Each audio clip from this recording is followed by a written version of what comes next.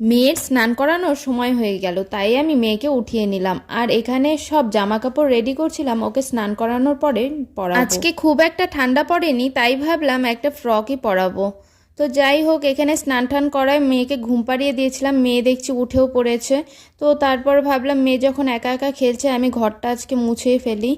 তারপর বাথরুমে এসে দেখছি সব বালতিগুলো নোংরা হয়ে আছে, তাই সব গামলা বালতি মেজে নিলাম। চন্দনা কমেন্ট করেছে আমার মেয়ের কত মাস হলো। আমার মেয়ের এখনো 4 মাস পূরণ হয়নি। পর্ণা কমেন্ট করেছে দিদিভাই তুমি এই শীতের মধ্যে মেয়েকে কি লাগাচ্ছ? আমি কিন্তু হিমালয়ের বেবি লোশন আর বেবি ক্রিমটাই লাগাই, তোমরাও লাগাতে পারো। তোমার বেবির যদি 1 মাস না হয়ে থাকে তাহলে কিন্তু ডাক্তারের পরামর্শ নিয়েই ক্রিমটা লাগাবে। ঘর মোছা হয়ে গেল, তাই এখন বারান্দাটাও মুছে নিচ্ছি। বারান্দা মোছা হয়ে গেলে স্নানটা সেরে নেব।